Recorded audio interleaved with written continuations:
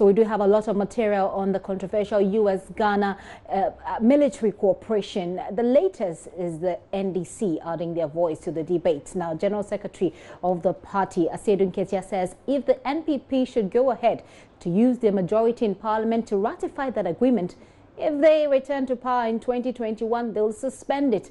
He claims the president was swayed by the Whitaker Award conferred on him recently, as well as the description of visionary leader handed him by the U.S. envoy.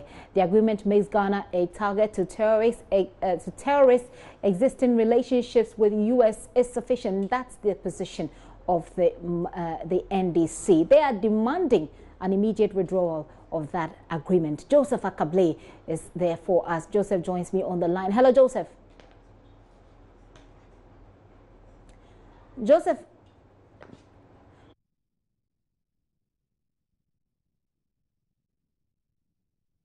Asiedu Nketia, they're addressing the media. At this point, though, he's addressing the media in the Ghanaian local language, Twi.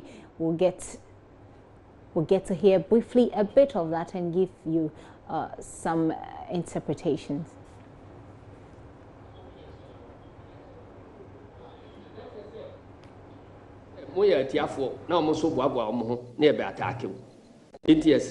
Kwame Nkrumah de odija ni say non-aligned.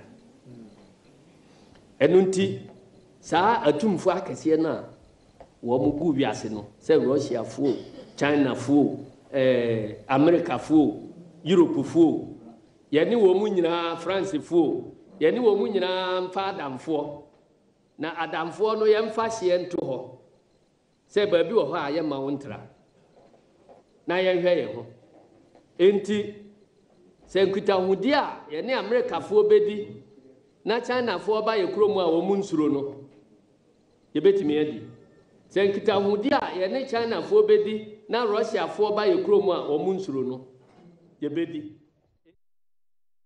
Asiedu Nketia there, he's basically saying that Ghana has been a part of the non-aligned movement for a very long time. That indeed is a legacy that Dr. Kwame Nkrumah left for the country. They're saying that, well, we should just follow in the steps of Dr. Kwame Nkrumah. We should not really belong. We should just be able to interact with any country at all, irrespective of their relationships with one another. We'll get in touch with Joseph Akable, who is on the ground, and we'll speak to him as to exactly what they're saying and what the reasons, what reasons they're giving for their position. But let me tell you about what the American embassy is saying. Well, it has no plans of invasion of Ghana with its troops. There have been concerns, of course, as you know, about unlimited free access to the country, with some saying it actually borders on threats to the nation's sovereignty. In fact, Ambassador Robert Jackson says he is disappointed at the response of the Ghanaian public so far. I have been interacting with him this morning, and the ambassador is actually explaining things to me when I went there, seeking some answers to all of these questions. But before I bring you his answers to my questions, here is the ambassador in a general media interaction where he spells out the security benefits in this agreement for Ghana. I'm frankly a bit disappointed by the public outcry, but I think that as Ghanaians understand that we're building on the partnership that we've had for years and not trying to do anything new and different, and definitely not establishing a base, they'll recognize that this is in Ghana's interest. What we're looking to do in Ghana is to make certain that Ghanaian forces are as prepared or better prepared than neighboring countries to deal with any threats, whether from crime or terrorism. In fact, the tax exemptions are the same language that's in the 1998 agreement, so that's not new. And the access is misunderstood. The way the agreement is written is very legalistic. But in fact, we will not have access to any Ghanaian facility that Ghana does not want us to have access to. And I want to emphasize, Ghana is also training U.S. troops. So this is not a one-way street. We are in this as a partnership.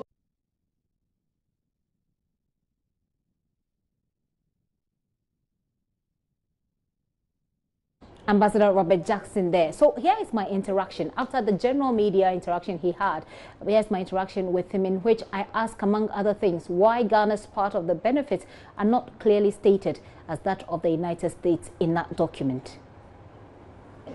You've recently released a statement that's clarifying what this agreement is. You said it is not, America is not seeking to build a military base in Ghana. What is it? So the agreement is about the full range of cooperation. We're going to have 3 major military exercises here this year. Obangame Express, a naval exercise, Judicious Response, which is a counterterrorism and response to disaster exercise, and then United Accord, which is also a counterterrorism / security exercise. These exercises bring a few hundred Americans and several hundred troops from Ghana's neighbors together with the Ghanaian Armed Forces so they can learn to work more effectively together. Once the exercise is over, the Americans will leave. There's no persistent presence. We have a very small group of military officers and soldiers at our embassy, in the defense attaché and security cooperation offices. They are the only U.S. military who are in Ghana on a permanent basis, and they're part of our diplomatic mission. We understand that a lot more, you're going to increase your training cooperations with Ghana, so a lot more of your forces are going to come in. How many do you usually bring in, and how many extra are we looking at? So for each exercise, we're looking at up to 200 Americans. Up to 200. And we have, to my knowledge, in recent years, never brought in more than that. And for the time being, at the level of operations, we don't contemplate bringing more than that in. So this is not an invasion. I want to be clear about that. And you did say that you're disappointed in the public outcry. Is it fair that the people were not really aware of the source of information, the source of agreements the government was having with Well, America? I think people were taken by surprise by the agreement because they weren't aware that we've had these agreements for 20 years. But the agreements are there. This agreement will bring all of the pieces of those previous agreements together in a single document and really makes clear how we want to build the partnership going forward. But it doesn't clearly state what Ghana gets from this sort of agreement. It clearly states what the United States gets from Ghana, but what we get, we're not quite sure. So, this agreement looks very much like our security cooperation agreements with the many countries with which we have these agreements. It's not particularly different. The legal language is very standardized. People will recall that there have been exercises here in the past, that we've done training here in the past, and we want to ensure that those go as smoothly as possible. So the agreement is really about providing a foundation to build on. And the tax treatment and the access issues are not anything new. They're just becoming public at this time. But we have never attempted to hide the previous agreements. They're all unclassified documents. I believe that if Ghana looks at the cooperation that we've jointly participated in over the years, they will see that what we're doing in 2018 is not any different from what we've done in recent years. So it's not different, we get that, but we're looking at the implications here on Ghana, and people think that really it's some youth groups that I've spoken to say leaders are selling out the country to the Americans. That's the perception. Well, I hear that perception, but in reality, bringing 200 soldiers here for an exercise and having American soldiers trained here, as we've done in past years, is not selling out Ghana. On the contrary, it's strengthening Ghana by giving Ghana more capacity, more equipment, more resources to defend the people of Ghana. That's how I look at it. When they say it's a sellout, they're saying it's a sellout because they think it's not balanced. They think that what we're getting in return, what you're getting, far outweighs what Ghanaians are getting in return. Well, I think $20 million being invested in the Ghanaian Armed Forces in 1 year is a pretty significant return. $20 million for unrestricted access to the country? No, it's not unrestricted access. It's only access to the bases that Ghana makes available to the United States for the exercises. But you get to choose those bases, don't you? The government of Ghana gets to choose those bases. Okay. And just as if you were inviting me into your home and you said, that's your bedroom, wouldn't you want somebody to knock before you came in? Well, that's my point. It's as simple as that. When we have people here, we want to ensure that we're cooperating, that we're working well together, but there's also a right to privacy. But then you can bring everything into this country, take everything out of this country without anybody checking. No, we can't. What we bring into the country is mostly left here. Except for basic personal equipment, which people travel with all the time.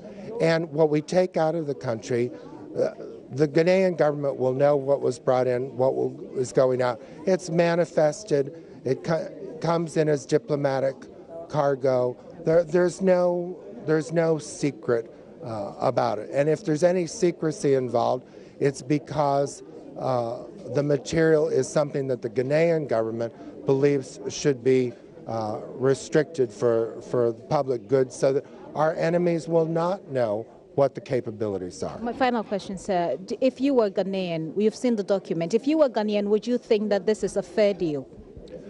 I have always thought it's a fair deal, and I think that when people see how it's being executed, they too will think it's a fair deal. In fact, I really sincerely believe that a payment of $20 million, an investment in Ghana's police and armed forces, is well worth public scrutiny on the one hand, and when people see the actual execution, they'll say that was a good investment.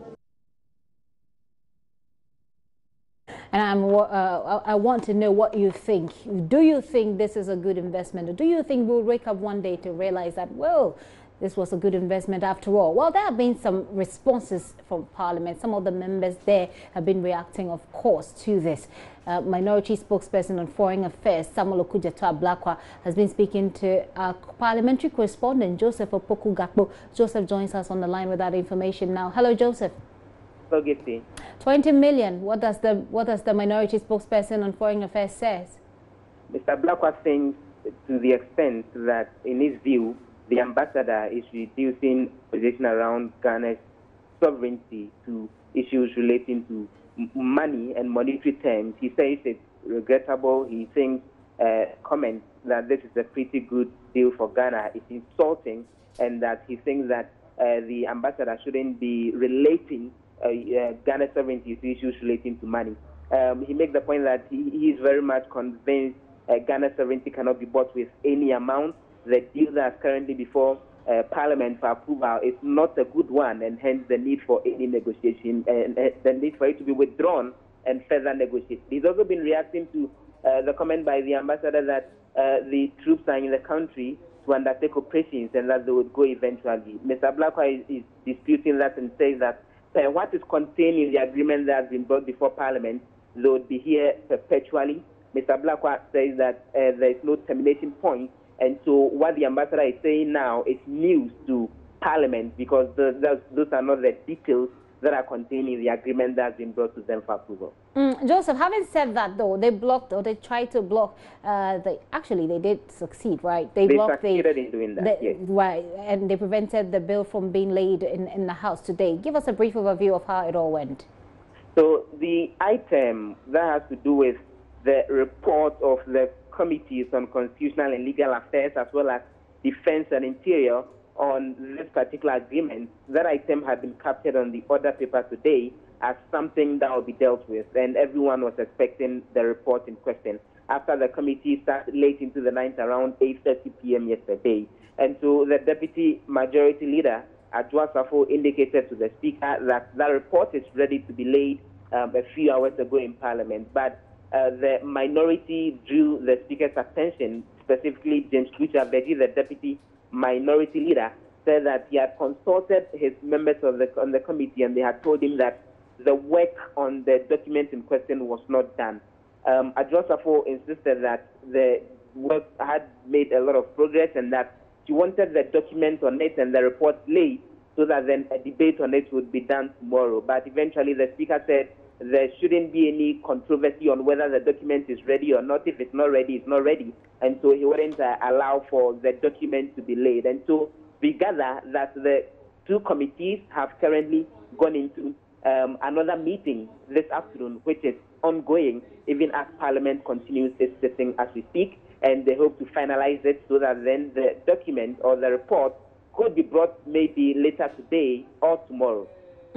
Well, Joseph, thank you very much. But with this said, what was the reaction of the majority members of Parliament? Of course, we know that if they have to, put up a front that they are quite satisfied with the agreement, they will be justified because it's the party in governance. But have you interacted behind the scenes with any of the members of Parliament, and what are their reactions? Do they honestly think that this is a fair deal?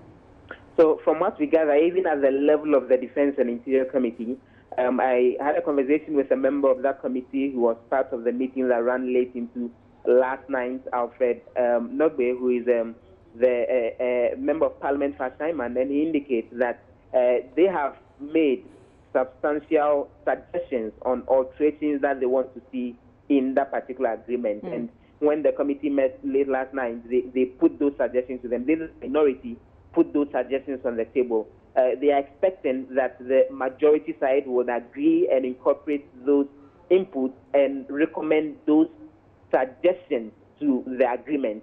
But if they don't get that happening, it's likely that the minority would be issuing their own minority report at the level of the committee because they think the agreement is not enough. But those on the majority side, well, they indicate that they are convinced the deal is a good one that has been brought before Parliament. And so the majority side is going ahead to push for approval, even as the minority insists they should be withdrawn. Okay. We do know that Parliament will be rising this week. Joseph, we'll come back to you to talk about another very important bill that's in the House, RTI. But before we come back to you, Joseph, we're going to have to go to the NDC's headquarters where they're answering questions. It obviously has to do with the American-U.S. military cooperation. Let's hear them now. That there is any other agreement besides what the acquisition and cross-services agreement, whose terms were to allow these people limited time and limited space to store their equipment and other things in Ghana, and aircraft in Ghana, to be able to do the operations in to quell Boko Haram. If there is any other agreement beside that one, let NITIWU produce it. We are not in government. Those who are in government have inherited all those agreements, including a copy of the bond of 1844. Let them produce it to Parliament and tell Parliament that this is the existing agreement.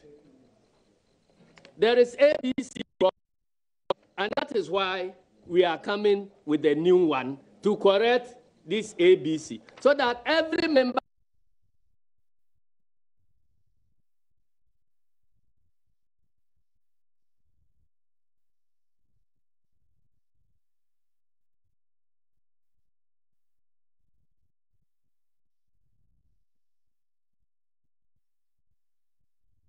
Sincere apologies there. We have a frozen screen, as you saw there. But we'll be getting back to the NDC headquarters to hear more of what they're saying. Well, what we just walked in was Stedun Ketia talking about the agreement. It appears that he's disputing the fact that the NDC led the or signed any of these agreements, as the defense minister did say yesterday. He says that if they did, they should produce all of those information or all of those agreements in Parliament. we'll be getting to Joseph Akable, who is on the ground to get us a bit more information as to what they're saying. But Joseph is on the line once again, because it is emerged that Cabinet is yet to give full approval of the RTI bill for it to be sent to Parliament for consideration. Now, according to the Majority Leader, Oseiche Mensah Bonsu, as a Cabinet subcommittee rather gave the approval. He says the real approval by Cabinet as a whole will be given at a Cabinet meeting today. He is, however, assuring that the bill will be laid before the House tomorrow before the MPs go on break. Again, he's saying that the lay document will not be a gazetted one and will be replaced 14 days after it's been gazetted. Let's get some more from Joseph. Joseph, what can you tell us about this? So I've been interacting with Mr. Oseiche Mensah Bonsu about whether the bill will get to the House before they go on break tomorrow. And he says he's 100% certain, he's giving the assurance that that bill will come tomorrow. But the problem is that Cabinet hasn't given full approval for it yet. There's a Cabinet meeting that's happening a little later today at which that approval will be given. You would recall that the Vice President had indicated that Cabinet had given the approval. Mr. Oseiche Mensah Bonsu has been explaining that what had happened earlier was the approval by a Cabinet subcommittee. And so after Cabinet gives the full approval later today, they will send out the document for gazetting. And that would be done tomorrow after the approval is given today. And the Constitution is clear that any legislation that's coming to Parliament can only come 14 days after it has been gazetted. What that means is that legally it wouldn't be appropriate for them to introduce that document anytime before the next 2 weeks, even after Cabinet gives the approval later today. And so what they intend doing is that they will lay an ungazetted copy of the bill before Parliament tomorrow, but then Parliament will not be able to work on it. It will just be for information purpose, where the committee will then be able to look at it and familiarize themselves with it and begin consultations on it. And then after 14 days, when the gazetted document has matured, it will then be brought to Parliament to replace the earlier document, which will be placed in the House tomorrow. And then the House can then begin officially working on the